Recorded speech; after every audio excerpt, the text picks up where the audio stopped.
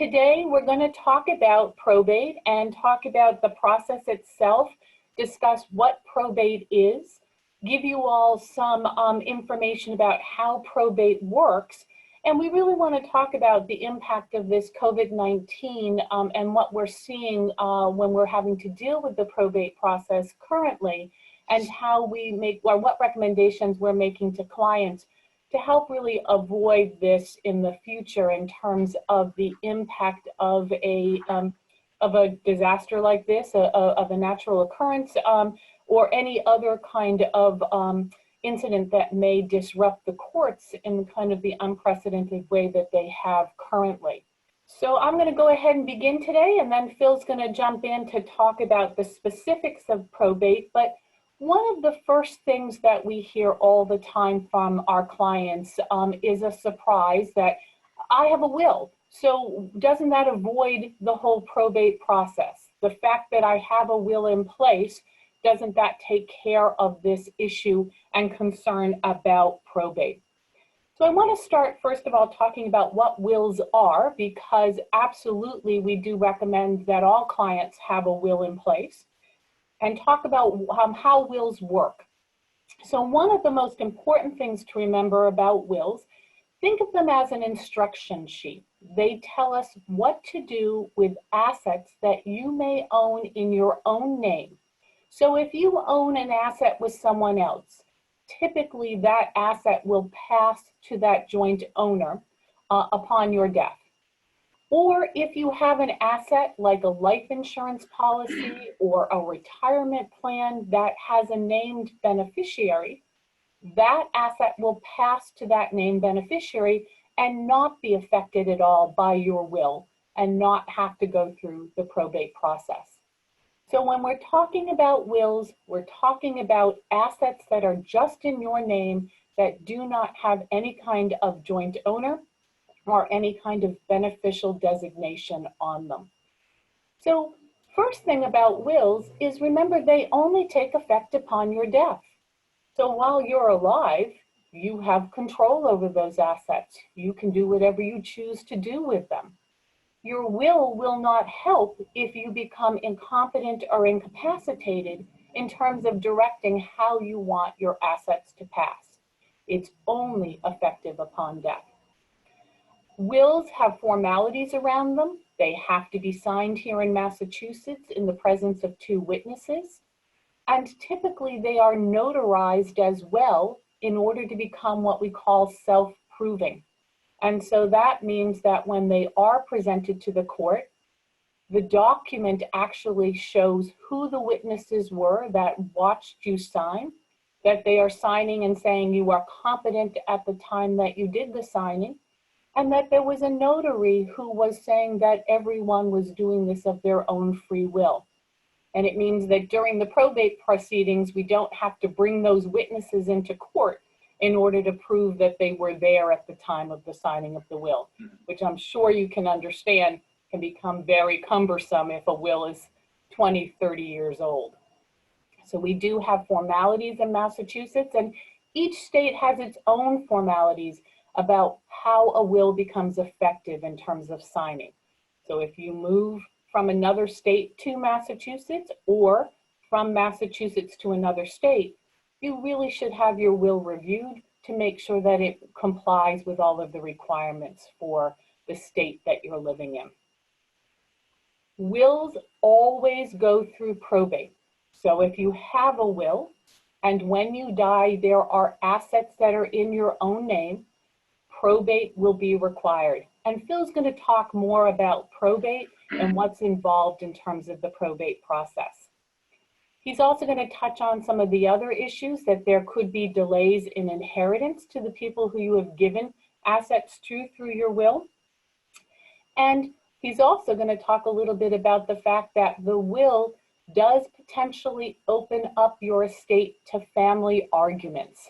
This is because of the requirements around probate, it is an incredibly big opening for people to be able to argue about your estate plan and about how you want to distribute your assets after your death.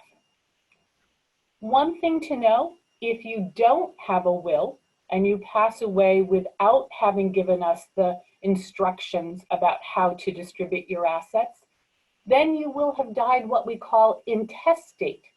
That means you've died without a will, and now the laws of the Commonwealth of Massachusetts will dictate how your assets get distributed to your beneficiaries and who are going to be your beneficiaries. And it also will direct who's going to be responsible for managing your estate when you pass away. That's called the personal representative. Some people know that as an executor, but we changed our laws back in 2012, and it's now a personal representative. And this is the person that, if you have a will, you've designated to manage your estate after your passing. If you fail to have a will, then the Commonwealth will dictate who ends up being in that position and who will be responsible for managing things after your passing.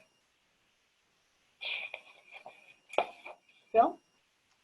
Yes, hi, and welcome everyone. My name is Phil Summers, and the next couple slides, I'm going to talk about sort of the nitty-gritty of probate and mechanics of it. As Kathleen mentioned, probate is the process we go through in the Commonwealth of Massachusetts to pass assets from the decedent to hopefully their named beneficiaries, assuming the assets are in the decedent's name. There are some issues with probate. First of all, it's a public process. And what do we mean when we say it's a public process? What that means is anyone can go into the probate court and take a look in the file, see what's there, who's getting what, what's in the estate, assets and things of that nature. And believe me, people do go into the probate court. I've had several cases where before distribution, a final distribution was made to an heir or a son or a daughter, the creditor swooped in and grabbed the asset because they were entitled to it. So also I had another case where an ex-daughter-in-law actually got the inheritance because she was owed money. So that's the issue. It's a public process. In addition, because of the public process, any family grievances are played out in court.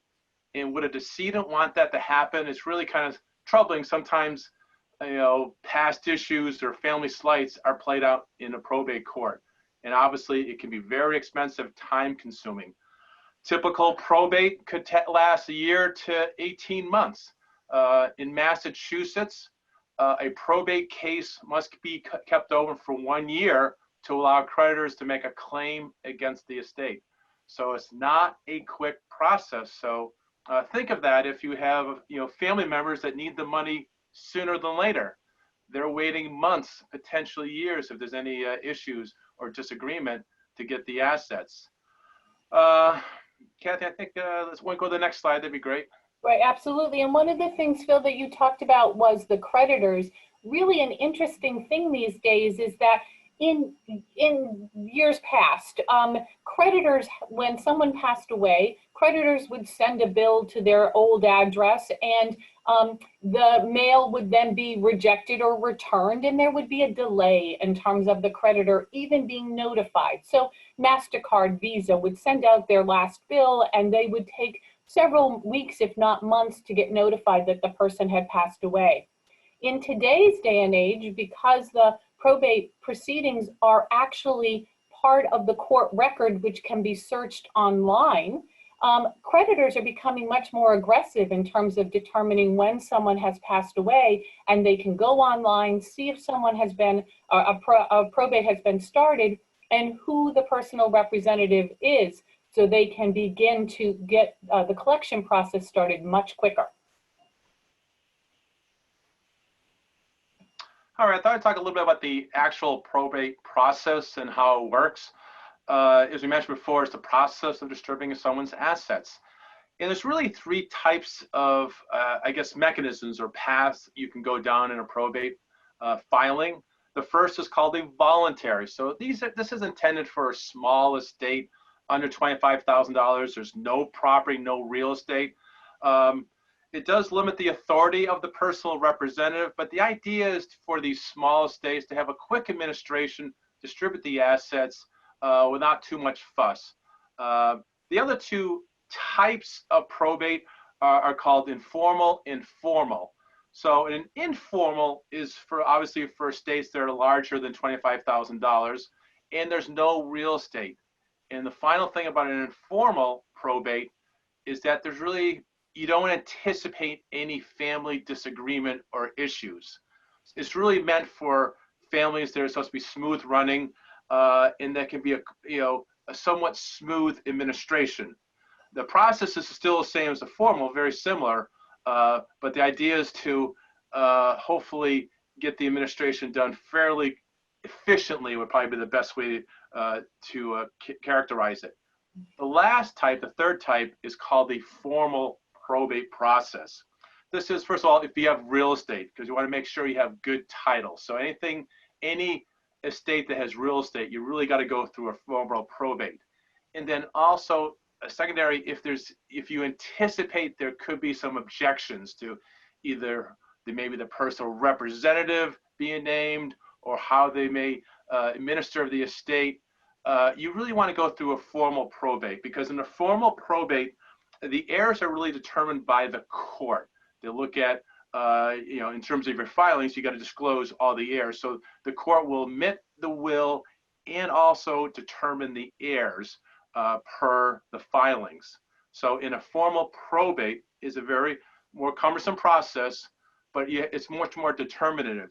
You'll find out who, or the court will put their stamp of approval as to the heirs, and also if there is a will, it'll follow, if the will is admitted, it'll follow what's the decedent decide in terms of distributions.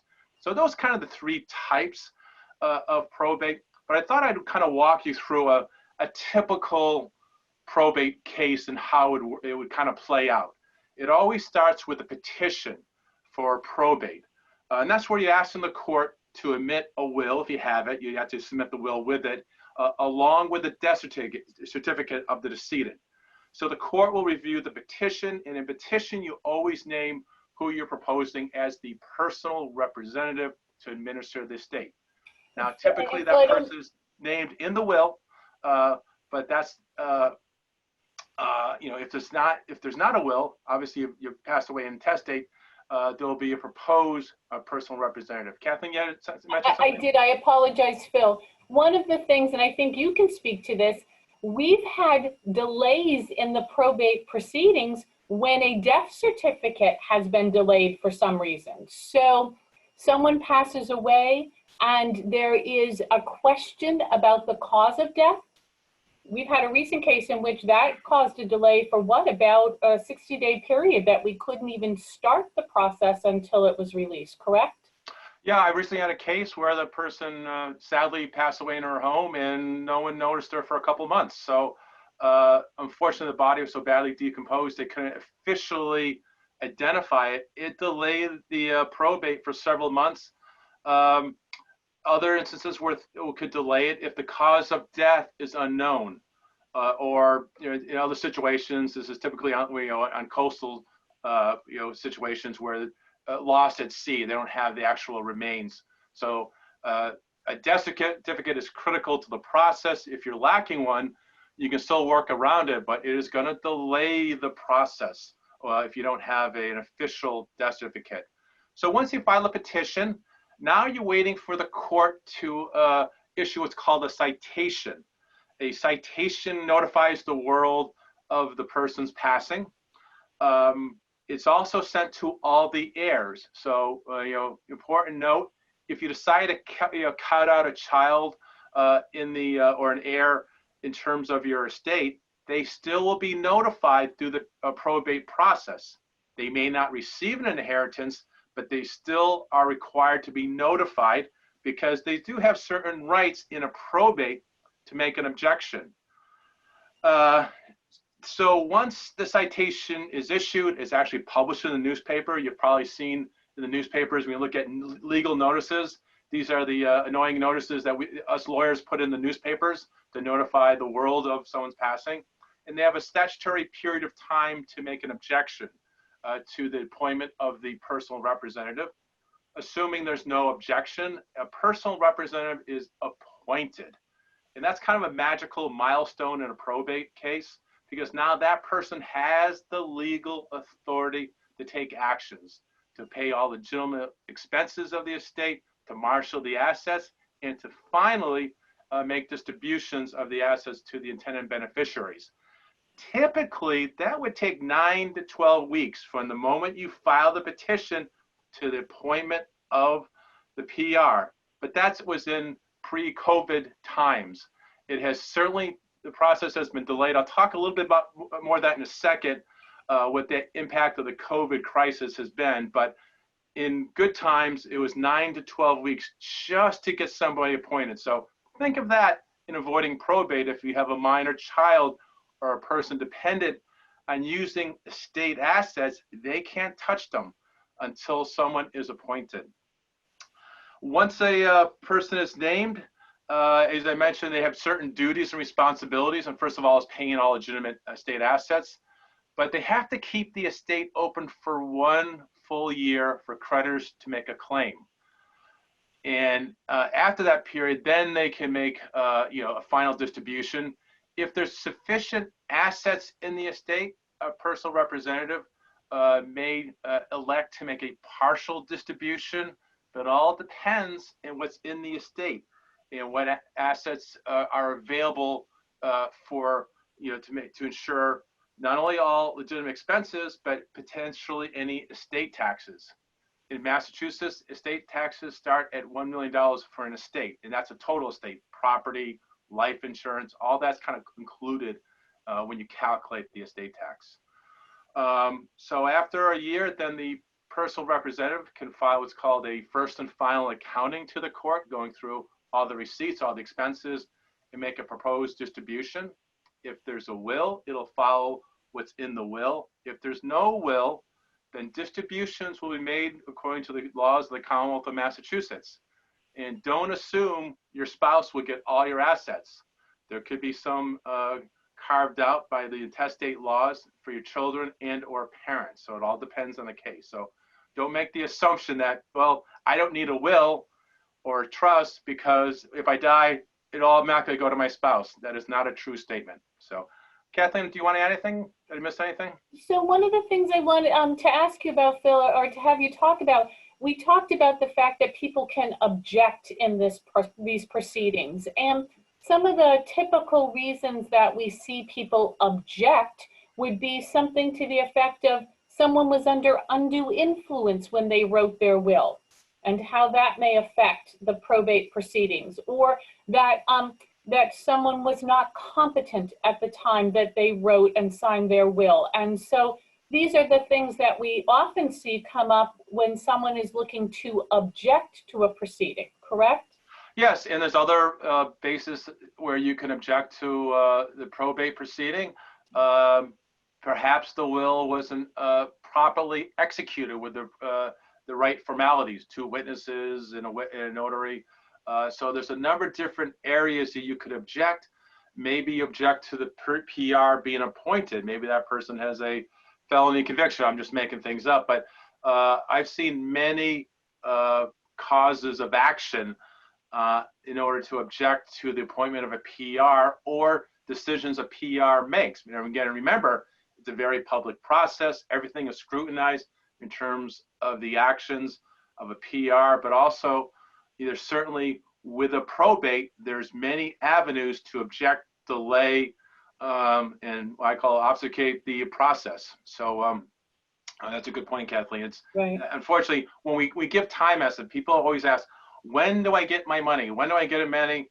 Well, the only, I guess, true answer is it depends. It depends on, does the family get along? Is it, did the decedent make his or her wishes ahead of time to sure everyone's kind of on board? I mean, disagreements do cause delay. It also increases the expense of the probate considerably.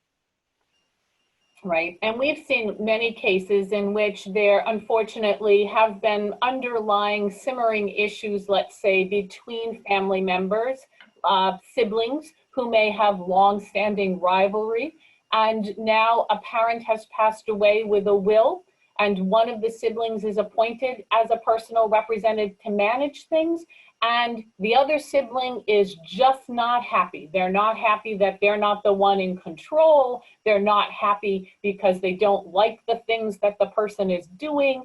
And so they really can use this public court-based process to slow things down and to cause a lot of additional cost to the estate, hurting really everyone in the process. We joke a little bit that when there's a disagreement on these things, there's only one set of winners, and that's the attorneys who are dealing with it, because the beneficiaries are never going to win in this situation.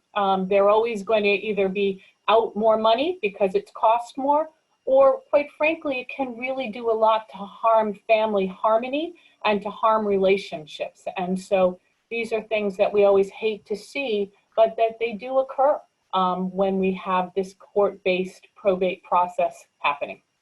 And just to follow up on that, Kathleen, I once had a case where I had a potential client. I wouldn't take the case, but she wanted to go to war over a toaster. Her mother had promised her the toaster, and for whatever reason, the brother, who was the personal representative, wasn't going to give her the toaster. So she wanted to, object and file motion after motion to really go after the whole probating of the estate, which was really meant to, I guess, resolve past conflicts with the brother. It was not for legitimate purposes, but really to meant delay to cause issues. So just keep that in the back of your mind. Probate, you're afforded those opportunities, whether they're right or wrong, or we'll leave other people decide, but it's really an unfortunate situation, and obviously something that a decedent did not want to happen. So should we sail on to the next one, Kathleen? Absolutely. So COVID and probate, it has had an enormous impact in the probate courts. Probate, with the state of emergency, has really been affected. I know most of the courts, like Middlesex, are working at half staff because they don't want social distancing. They only want half the people there. So it's really delayed the action on cases. Also, most aspects of probate are not considered emergency in nature. So the probate court, they're focusing mainly on right now emergency situations. What emergency situations? Restraining orders. Those always go to the top. Spouses not paying child support. So that's kind of the essential emergency category they're addressing first. And whatever resources they have left over, they're addressing some of the probate petitions that we discussed earlier. So remember my time estimate earlier of naming a PR was about 9 to 12 weeks. We're seeing an additional 1 to 2 months delay in getting a PR appointed. So it's really had a considerable effect. Many of the filings I've made in the past before COVID, I could walk into the court, see the judicial case manager, and assuming everything was in order, I could typically get approval within 1 or 2 days. Now it's taking weeks for anyone even to take a look at some of my motions and filings. So it's really delayed things. Also, any scheduled hearings have been put off and have been delayed and haven't been even rescheduled. So anything that was scheduled in May, June, we're looking at several months delay. Same thing with evictions. In probate, we do have issues that we may have to evict somebody. There's been a 120-day moratorium imposed by Governor Baker or whenever the emergency is lifted. So that's again delayed everything in terms of probate. Yeah, and even in a good time, we found the probate courts are and the probate proceedings are all very still antiquated. People will ask all the time, well, can't I sign my documents electronically? Well, that works in many other areas. I mean, real estate, oftentimes most of those documents can now be signed electronically. Many other areas can sign electronically, but in the probate arena, they need to be originals. And oftentimes they need to be originals that are notarized. And recently there was a regulation enacted that did allow for what we call virtual notarization, where we could now notarize someone's signature virtually. But there are lots of complications with that we have seen. And as a practice, we've decided that, quite frankly, it's not worth doing the virtual notarizations because of the incredible amount of, for instance, we have to tape them. We have to keep those tapes for 10 years. There are specific steps that we must take. And it's just become too onerous on us to be able to do those virtual notarizations. So we're still doing notarizing and signing of documents by just practicing social distancing and making sure that we're adhering to all of the other requirements. But the thing about probate court, because it still is so paper intensive and it requires these original signatures on so many of the documents, even with electronic filing, which is now allowed, we needed to go in the past and still push a case forward. Middlesex County, I believe, is the 5th largest county in the country, and the volume of work that it sees is unbelievable. And so it really required still, from our perspective, a lot of pushing to make sure that cases did get dealt with on a timely basis. And of course, in the current environment, you can't do that. I know, just to add to that, Kathleen, I know in Worcester County, the probate court isn't even answering the phone. So if you have a probate court, a probate case, you are delayed. Right. By the way, I'm not sure if we mentioned it, but you wonder which court do we use for a probate case? It's really where the decedent resided. So where was the residence determines which court. So if you passed away, if you were a resident of Acton or Concord or Maynard or Sudbury, then Middlesex Probate Court would be your venue or your forum.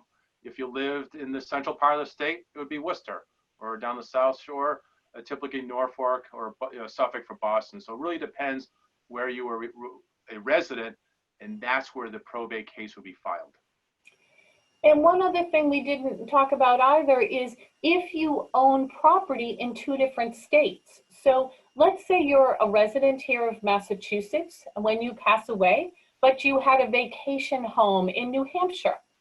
If you don't do something to avoid the probate proceedings, your beneficiaries are going to have to deal with 2 probates. One here in Massachusetts because you were a resident of Massachusetts, and one in New Hampshire where your second property is located.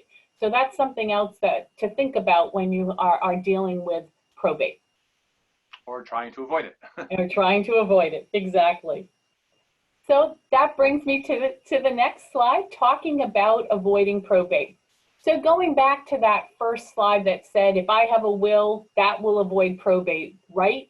That is not right. As we discussed, having a will or not having a will isn't what determines whether you need probate. It's whether you own assets in your own name when you pass away. So there are things that you can do to help avoid probate. Some of them would be to make sure you have beneficiaries named on your account. So for instance, you have life insurance, you have retirement accounts. You want to make sure that you have named beneficiaries. Annuities, all of these products, these financial products, should have named beneficiaries.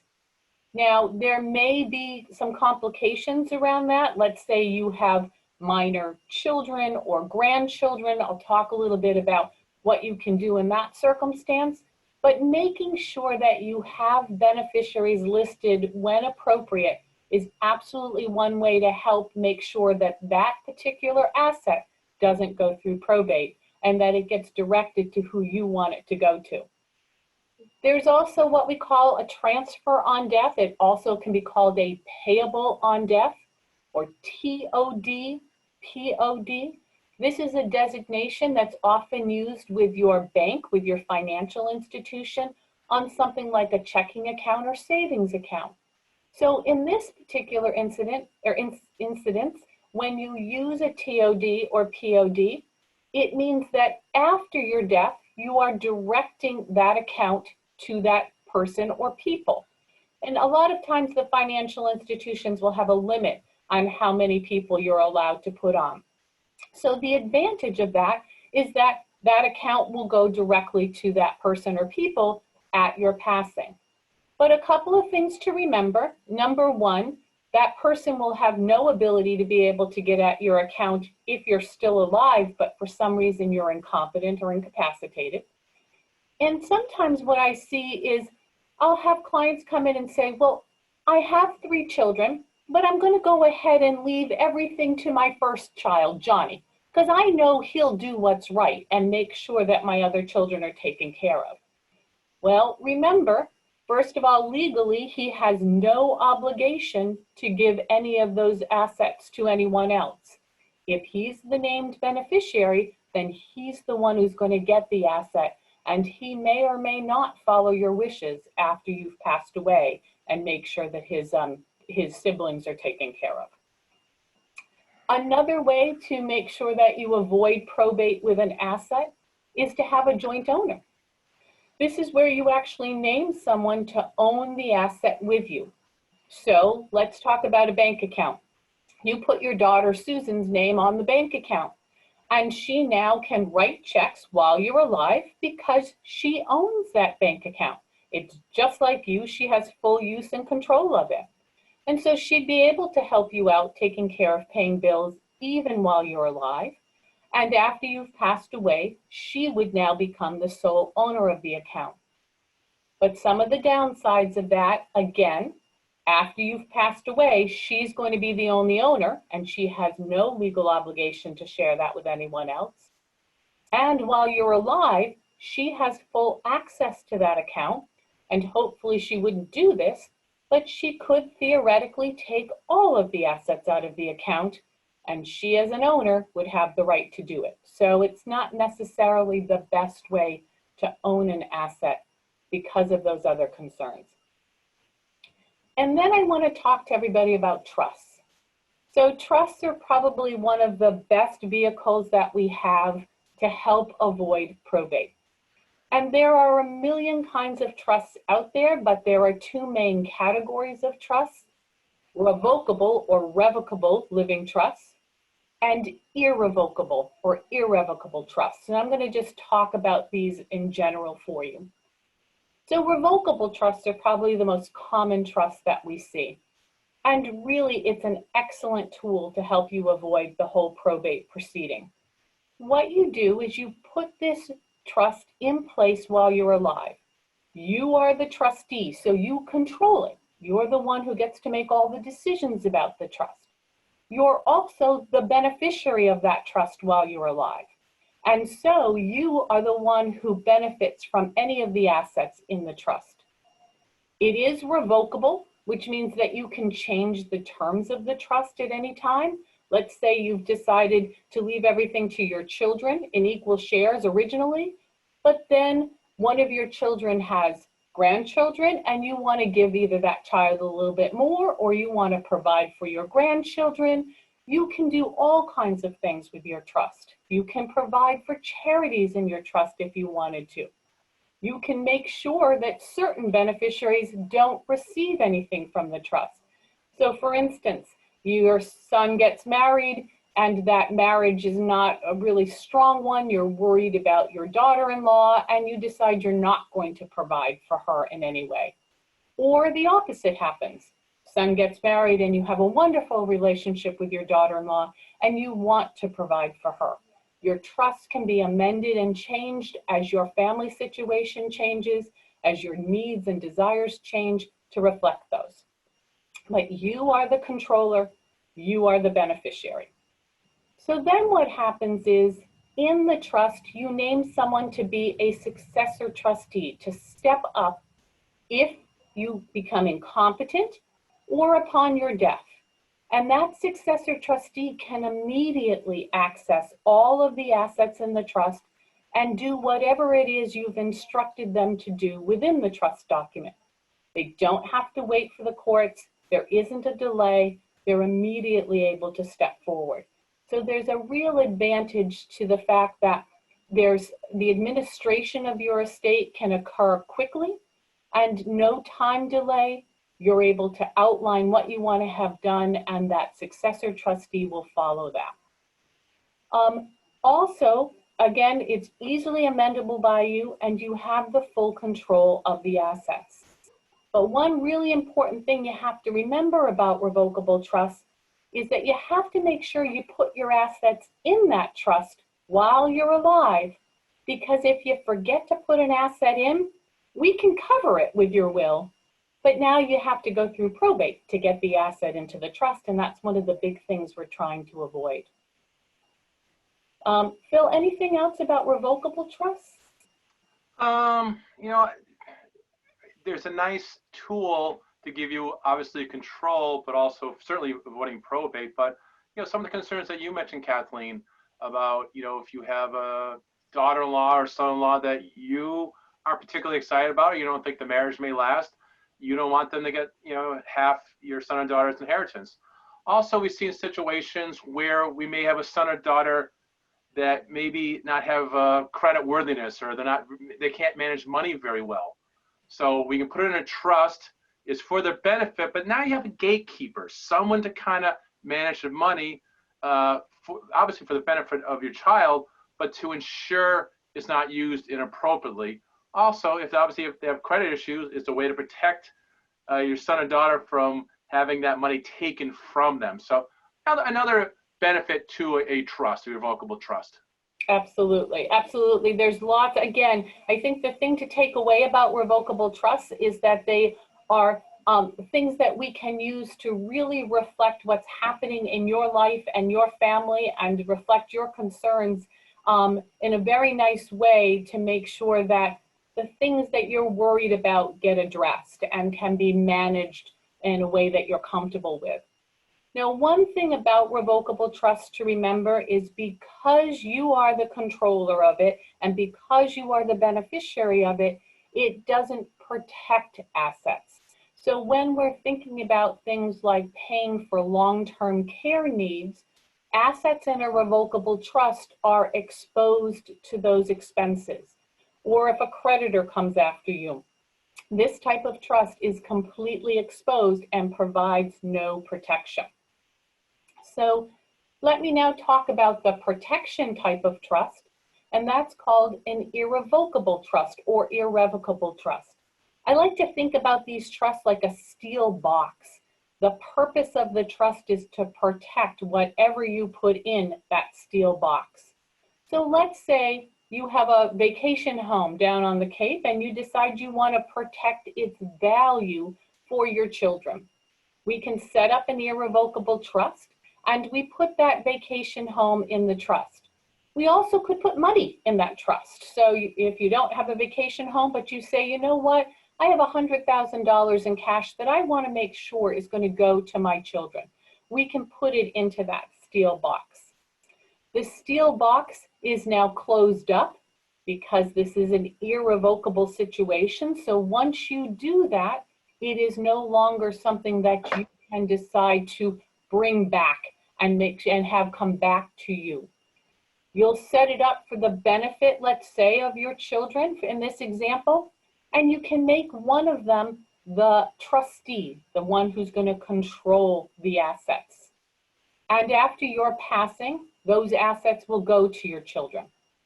But we also can make it that during your lifetime, those assets can benefit your children. And there's a couple of reasons that we do this. So remember, it's a steel box. You're putting the asset in and you no longer have control over it. But let's say you decide you need those assets again.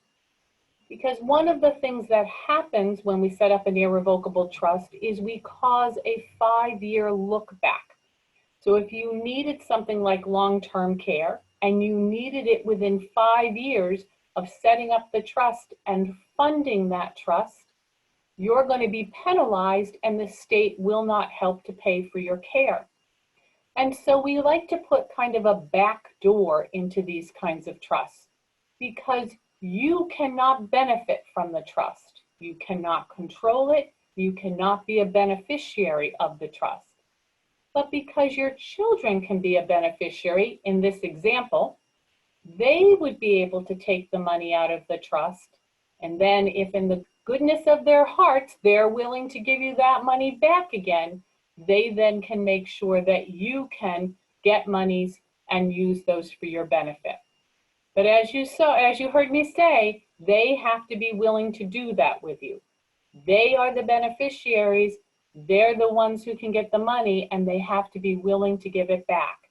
So when you utilize this kind of trust, you have to be sure that you're willing and comfortable with giving up control over the assets, and you're willing and comfortable to put that control in someone else who you hopefully can trust implicitly that they would do the right thing if it becomes necessary. So that's a quick overview of irrevocable trusts. You do lose control over the assets. You can't amend the trust except under very extenuating circumstances. And it does cause you a 5-year look back period to begin for purposes of something like Medicaid or mass health planning. Carol, before we go on really to our last slide about what to think about when a loved one has passed away, are there any questions yet? I have not had any questions, so you can continue. Okay, terrific. I guess we're explaining it so perfectly. Either that or everyone's gone to sleep, one or the other. So we do have what we call an ebook that we've put out, and hopefully, I think, Carol, we've given a copy to everyone in the packet, correct? Correct. Wonderful. And this is something that we hope just provides an overview of things to think about if you are in a situation in which you lost a loved one. And we hope that this is something that is very helpful to you. But a couple of things to think about right away is you certainly want to try to identify their legal documents as quickly as possible. Do they have a last will and testament in place, or do they have a trust, or both? And making sure that you understand what those say. You may need to contact someone like us or your legal professional in order to be able to help you understand the terms of those documents. You want to try to collect as much information about their financial situation. And oftentimes you have to kind of wait for the mail to come in to identify what accounts they have, what property they own. And if they've done some good planning, one of the things we always tell clients is most of us keep a drawer where we keep our tax information. And we try to remind clients at least once a year while they're getting ready to get their taxes done, it's a good idea to update information and leave it there for your loved ones to be able to find that at least gives a beginning point.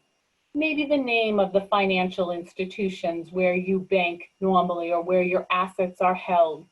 You certainly want to make sure that your loved ones know if you have life insurance policies and where those are held. Interesting enough, but life insurance policies are one of the things that can go without being claimed. And there's actually a high percentage of unclaimed life insurance policies out there. Titles to property, to cars, to boats, to trailers, those kinds of things, and certainly deeds to any properties that you own. Phil, other things that you think? Yeah, and the one thing I would add to that, I mean, first of all, give yourself time to grieve. So the things that we mention or suggest, they can wait. Make sure you grieve and pay the proper homage to your loved one, because obviously it's a difficult time. Things that we do as probate attorneys can certainly wait.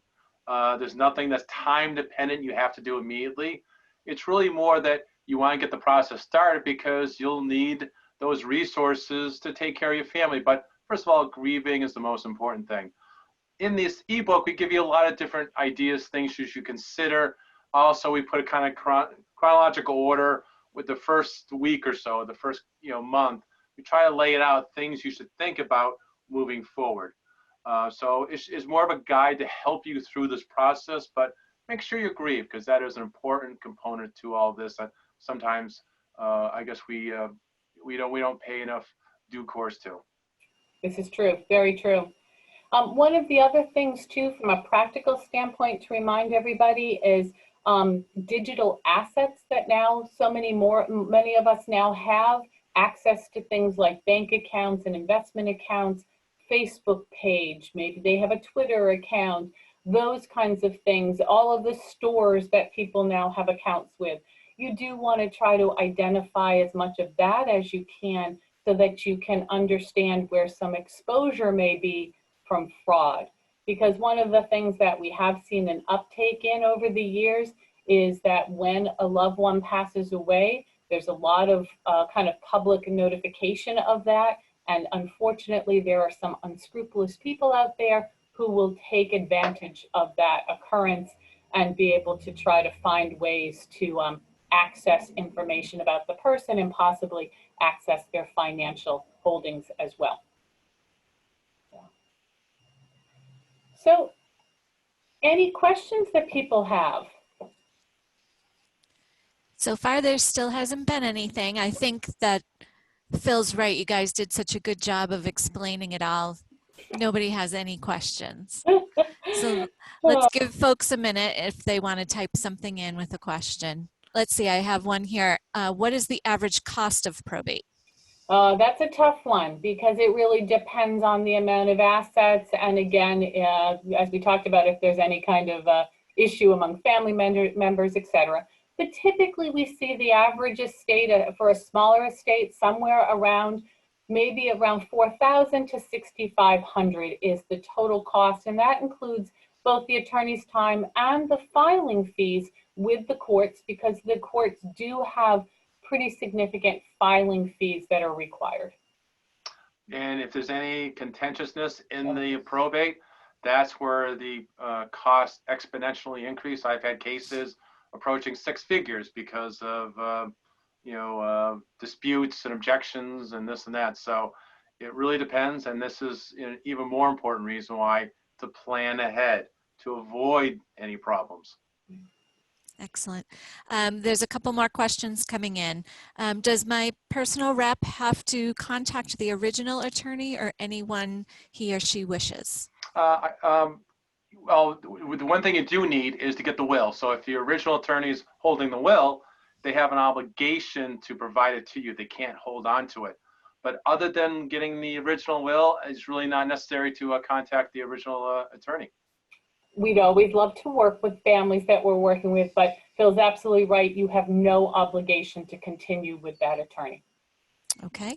And then another question is, can you appoint co-successors with a revocable trust? So you can. However, we highly recommend against it, and here's why. It can get very confusing, particularly to financial institutions, when you have more than one decision maker. And remember, that's what your trustee is. They are the one who's controlling things and making decisions about things. So when you have multiples, it can get very confusing. We often like to follow that old adage of, the buck stops with one person, having one person as a decision maker. So when we can, we try to really encourage clients to have one person named and then maybe a secondary in case that first one can't perform. Can you have co's? You can, but we do highly recommend against it. And that's the same advice I would give to naming co-PRs or co-executors or executrixes.